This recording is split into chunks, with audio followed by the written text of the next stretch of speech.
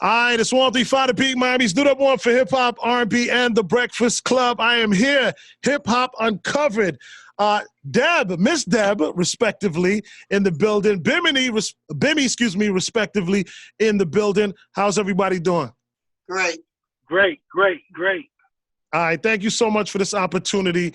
Two legends in the music industry, two legends from New York, the Godfather, the Godmother. I want to start, Deb, with our paths crossed neatly. I used to hang out with a guy named Tone in Queens. I used to live in Rochdale for a little bit, and I remember we used to go by your house, and, your house was kind of like the spot, but I didn't know you. I didn't get to know, Waka or anybody on that personal level, but I just have like slight memory of going on your block in Queens, you know what I mean? So I've watched your career blossom, on many levels, from a mogul to, a personality and all these things. So I'm super proud of you. And I'm honored for this opportunity. And Bimmy, you're a legend as well, the Godfather. I appreciate this opportunity to speak to you both. Thank you. Much love. So can you explain to my audience what Hip Hop Uncovered is all about? I think Get your pen and pad out. Yeah. Get your pen and pad out. We're taking the school. Notes. Yeah.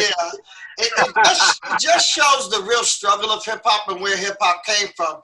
And the good thing about it wasn't us going on there slamming people and talking about people as much as we talked about our own struggles and where we came from and what hip hop really was about. And hip hop, to me, because everybody's like, is hip hop dying? Is hip hop dead? No, as long as struggle is there, then hip hop is never going anywhere, because that's what it was all about. It was about the struggle. You understand what I'm saying? It wasn't about the music, and that's what people don't understand. It had nothing to do with records, because it didn't start out with the records. That's not what it started out with. You understand? That's why I'm always yelling respect the DJs, because it's really, really important that they knock DJs away when they were the ones that gave us the waves. They were the ones that gave us the good times in the park, and those sounds that we got to hear, and we got to hear your music through them, through those DJs. We got to hear you through there. So it's just letting them know where everything originated from and who we really are. You understand what I'm saying? And Absolutely. For me, more so, it wasn't about hip hop, but hip hop became a way out. It became a way out for all of us, from the negative things that we were doing into that world and evolving into something else, into the music world, into the world of real entertainment then. So for me, it's definitely therapy for me. Definitely has been something, because I've never talked. Nobody's never knew anything. And mainly because coming to Georgia, it had given me a new life. I became somebody different coming here to Georgia. Yeah. You know what I'm saying? And I really felt for me that I grew up right here. This is where I really grew up at. In New York, everything is the hustle, the struggle, like it's all about a hustle there. And here you had time to like sit back and relax and think about some of the things you want to do. But mainly this show helped me realize that I was a product of my environment, period. That's big. Would you credit like everything that, like you said, you've experienced till this point now, all of that is what you're able to express now on the show? Yes. That kind of sums it up, correct? Yeah. So I'm able to talk about that, where I came from, okay? And it's letting you know what hip hop really was about. It's telling you everything that was going on during that time, but it wasn't glorifying the things that I've done then, because I'm not proud of a lot of things that I've done. I'm really not proud of it. You understand what I'm saying? But I'm thankful, because if not, I would never be able to do the things that I do today. Had I not have went through the things that I went through back then, I wouldn't make it now. Deb, how did you get started with the hip hop game? What was your introduction? It wasn't like, I think if you look back, if you go back to that time, and I gotta say for my brother, then like, you know, the stuff that he was doing, like all the parties, everybody was at the house. He'd have everybody, you know, Run would be there, DMC, LL would be there, Salt and Pepper. Everybody was coming out. You understand? And that's what did it. When I started hanging out at Soul Convention, Corey Rooney had Soul Convention up there, right? And I just started going to Soul Convention, and I started hanging out. I remember 112 when they first came out. A lot of the groups and a lot of the people when they first came out, I was trying to tell Puppy that, like, how long ago we really met. But I'm different, you know, because I gained weight also coming here to Georgia, so I look different. But it was really Bimmy going over there. And even though DMC used to sit in my mother's house, write music and all the stuff that was going on, I still wasn't paying that no attention there either, because I still in, and over there Soul Convention and going to Sony, and during that time Deb, Mariah and all the other stuff going on. Deb, you can't forget Prince Marky D. God bless the day. Prince Marky D. Oh, Yep. listen to me. Yeah, he was I was getting ready to go there. He adopted the name. Listen, with Prince Marky D, Corey used to get on me because I would order, me and him would order so many pizzas at Soul Convention. Yeah. All the pizzas that me and him would order at Soul Convention, I had so much fun, which I do want to shout out Prince Marky D.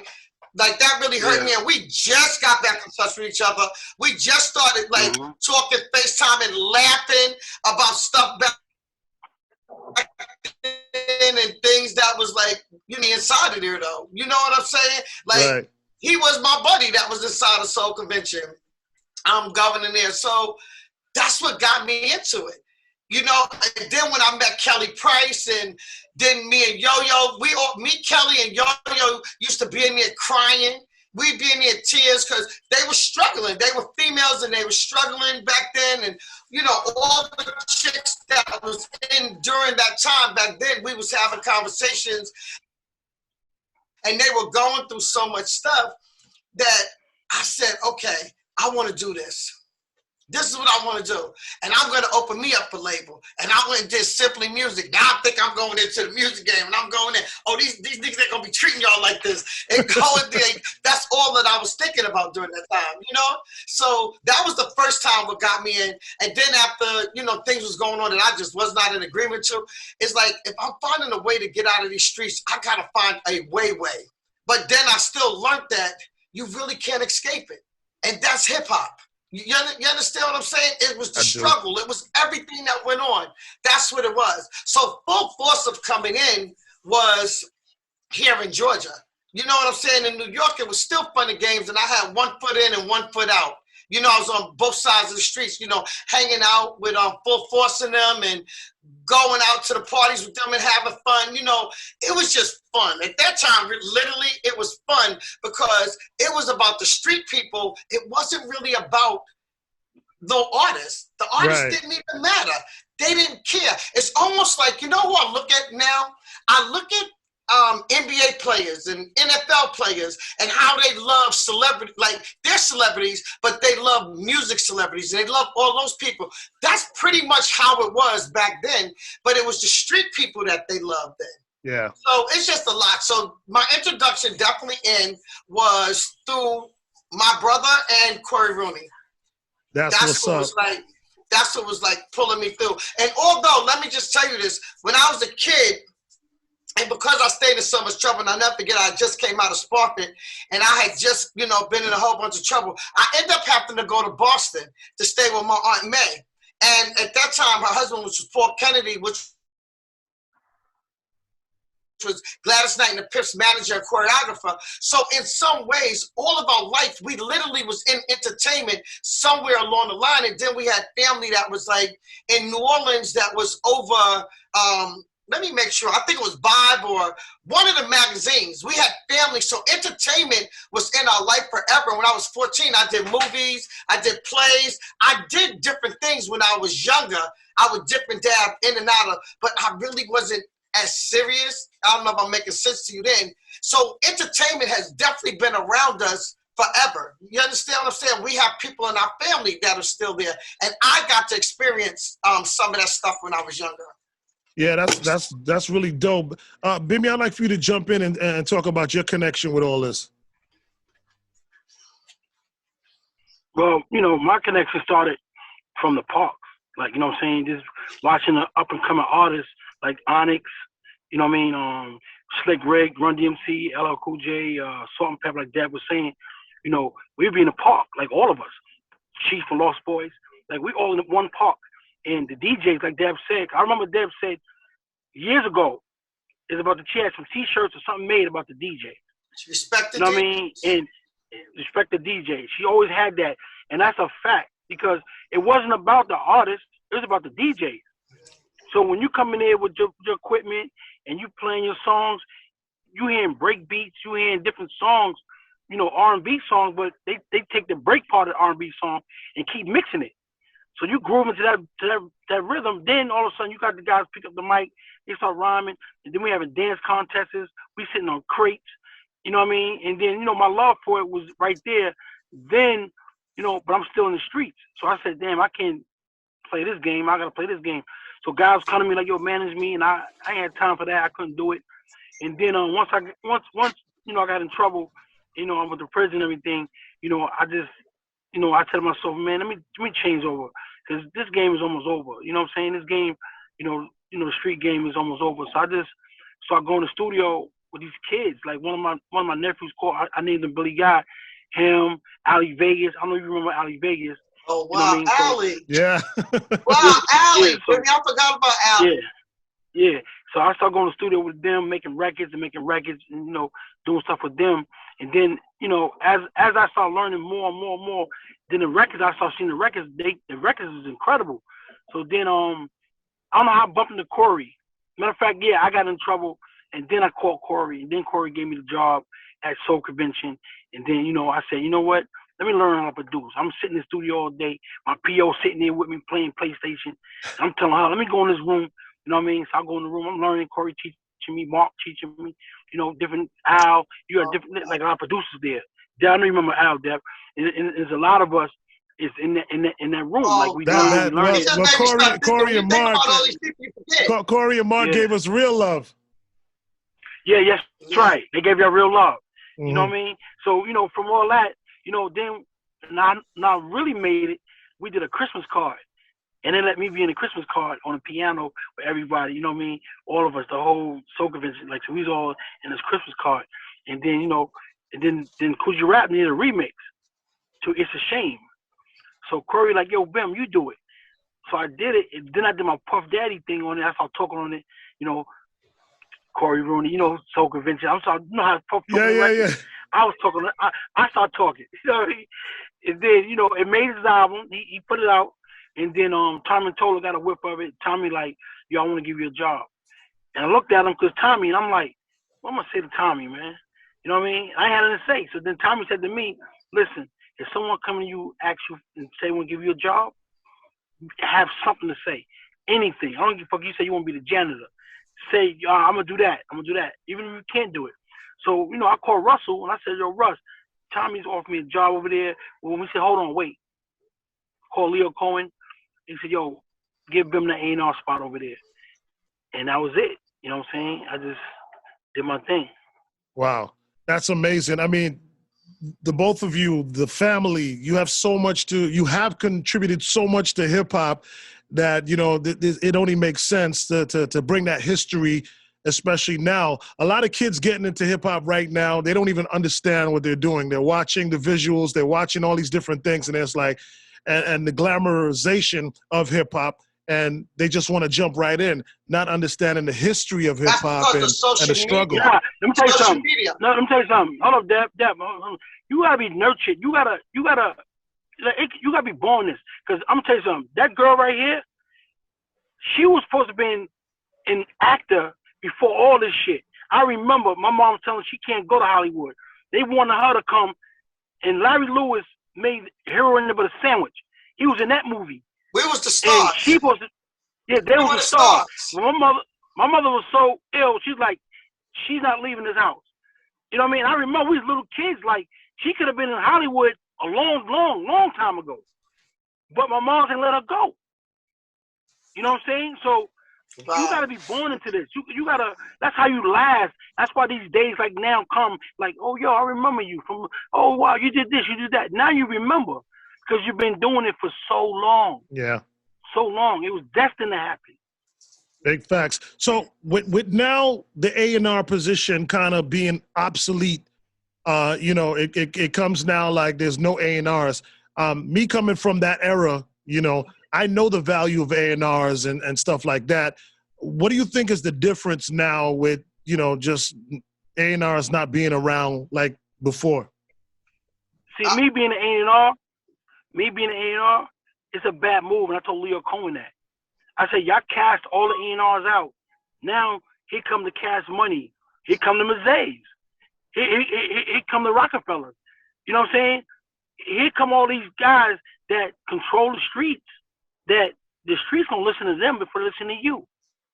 So y'all was dead a long time ago in them buildings. Y'all was dead and didn't even know it. The A&Rs was close to the streets that brought them in that building. So You know who's what I'm the saying? A&Rs now? The A&Rs now, what they have to understand, the real A&Rs now are the DJs. Because this is what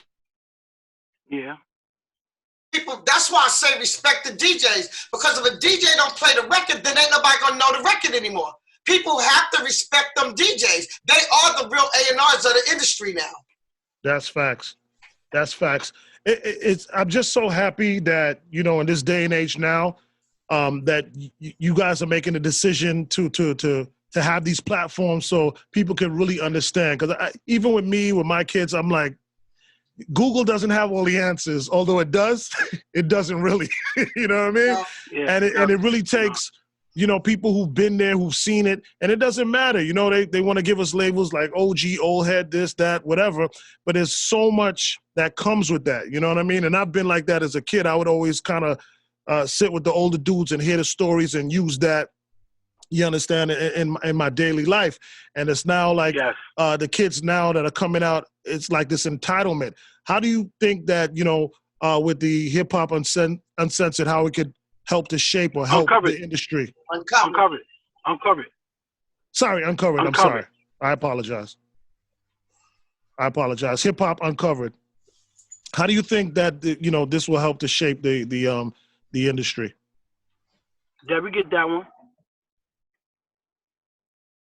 Okay. I mean, I personally have gotten a lot of feedback from young people. I've gotten a lot of feedback. Like, there's a lot of young people have came to me and said, yo, I didn't know that this was like this, and I didn't know that that was like that. And not just that, it also helped them with their families, like understanding their moms and understanding their pops and their grandparents and all these different things.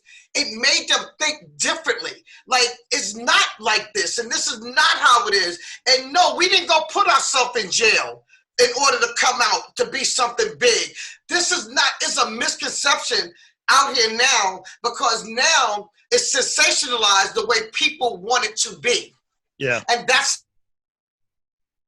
not how it was, and why people are one-hit wonders, and why they're not making it. You have a record today and tomorrow you no good. You on top then and you at the bottom tomorrow. You understand what I'm saying? All of these things came up, and inside of this, it shows you a lot. Here's the next biggest thing. There have never ever been a show that showed you the East Coast, the West Coast, okay, the Midwest, the South. You have to look at all of the places that you went, and guess what? It was, even though our way of life was different, but yet it was the same. We all went through the same thing, and what it was poverty. We all shared something alike, and it was the struggle, it was the poverty, and we all wanted something better. Yeah. So now, when these kids get out here, what are you willing to sacrifice to get to the top? That's a big question that I ask, because that's major. What are you willing to sacrifice to get there? Because there's a lot of things you can't do no longer if this is what you want to do. And how much of this do you really want? If you don't know why you're getting in this, then there's a problem yet. And that's why people have to know something about those streets. You have to know something about the struggle. If you don't know that, you should not be in hip hop. I'm gonna give it to you. I'm on a Zoom. I'm gonna give it to you. That's facts. That's facts. Now the understanding is not where they're at. They're losing themselves where they're at right now. Hold on. You understand? Because they don't understand. Bimmy, you talking. Mute yourself, Bimmy. Oh, Lord, look at that crazy guy right there. Hey, crazy. I love him. He's crazy. Yeah. But it's like. Hey, you know? Hey, you here? Yeah, everybody say what's up. What's up? All right, and I'm on the Zoom. I'll call you right after this. I'm going to give you. Yo, Deb, I meant to call you and tell you. See, I'm sorry. We getting all these calls, right? Like, Shaq called me the other day, right? He DM'd me. And he says about you, too. You know what I mean? Shaq said, yo, that special is crazy. He said, I loved it. He said, yo, you're a good brother. He said, keep doing your thing and tell Aunt Deb to keep doing her thing. You know what I'm saying? Shaquille O'Neal. Yeah. And it's crazy because you don't do anything for these people, but it's all the people that are yearning. Yes, they want it. For our truth to come out. They want it. And it's like, for me, I knew that for me, I needed other women to see. Like, here's the biggest thing that I get back. One of the things that I get back that lots of people was ashamed of me going up there messing with something I thought was baby powder. But there's lots of people that had experiences that but would never tell it. They would never discuss it. They would never tell it. It's not something that they would go through. Like, they just would not. They wouldn't tell that story. It's not a story that they would tell. This just don't make sense. The phone rings 24/7. I'm loving all of this. Just constantly goes with it. So it seems I'm like interviewing. Please, if I hang up, please. I hit him 3 times. I said I'm interviewing. They still want to call. The phone don't stop. But the good thing about it is, look at this. It's like the good thing about it is that it's so many people that's so excited about this whole thing that's going on. I need you to understand that I'm interviewing. I'm doing an interview. I'm going to block your calls. And everybody that know you now want you to meet everybody. Right. Oh, I know this person. I know this person. Yeah. I'm still the same person. I never act Hollywood. I never act like I was better than anybody. I never thought that you was beneath me. I only know how to be me. And I'm 100 at all times. I don't know how to do all that other stuff. I don't even know the person that people know. I don't know her. I don't know her. I only know who I am. I tell people, one day I want to meet her. I want to meet that person that you know because I only know who I know. And this here is real for me. It's not about the glams and the glitter. I don't even go through all that stuff. I'm still in the dollar store. I'm still in Walmart. I'm still in all these people. I still duck bill collectors. I still go through all of these things. I am not inhuman. I do not live above my means or think that I'm somewhere or that I'm somebody that I'm not. That struggle was real for me, and I knew that that's not what I wanted for the rest of my life. And I'm going to find a way to get out of it. And guess what? I did enough stuff that I should not be sitting here right now. And I'm grateful to God that he allowed me to be a vessel for people to be able to come through. You understand what I'm saying? And now I can share my stuff with you. And maybe you won't do the things that I did. Maybe it would help change somebody. I noticed that is something that you do over the years. People are always coming to you. People are always coming to you, asking questions, wanting information, because they know that you're going to give it to them raw. Yeah, it's important to me. It's not that I'm hurting you. It's not that I'm putting you down. It's not that any of these things. I don't want you to go through what I went through. I actually know that you wouldn't even be able to deal with half of the shit that I went through. Even as a woman, you would not be able to deal with a quarter of the shit that I've been through, because y'all don't have nowhere near my story. Do you understand what I'm telling you? You have nowhere near my story. But what I want women to know, because this is a man-dominated business. This is a male-dominated business. No, it's been the same way forever. I didn't have to shake my ass. I didn't have to undress. I didn't have to drop to my knees. I didn't have to go through all that. I'm getting mine because guess what I know? On the back of brother and on the back of father's H-E-R, that's her. That means there's no you without me. Love it. And I know that. See, I already know that. And I'm securing that place. That's why I don't go through that. Oh, it's male dominated. Oh, that's a man that's doing that. I already know that, and I know my place. And I'm going to ride with you. And behind every good man is a good woman, and you have to know that. Those are the things that are important. I need women to see that. Like, I need women. I need them. I need strong women, and that is okay. I was on welfare. I did some of everything. I've been through it. I'm no different from anybody else out there. Some women come to me, your life better than mine. You don't even realize it. But not to look at the next one and want to be that person and want to do that. No. Sit down and take out a pencil and pad and take notes, and let me take your ass back to school so you can learn some things. Let me teach you how to get that money for real, for real. No, they should thank God that I'm old as hell now and I'm not these young girls. I would rob the crap out these Negroes and how they are and teach them some things. You ain't going to go back out there and talk about it. You're not going to talk because you're going to be too damn embarrassed. You're going to get your ass spanked. Because that's all that's going on now is a bunch of tricking. Capping, tricking, all those kind of things. You understand what I'm saying? So it's like, it is what it is. That's what's up. I mean, this is amazing. Thank you so much. Listen, it all goes down. It all goes down at Hip Hop Uncovered, Yes. 6-part documentary series diving deep into On Hulu 40 now. years. We're now on Hulu. We're now on Hulu.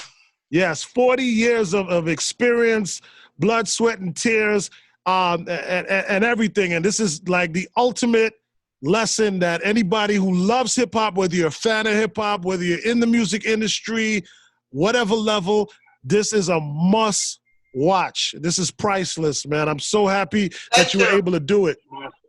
Thank you so much. Appreciate you. Yes, I'm so happy. Thank you so much for this opportunity. And you know what?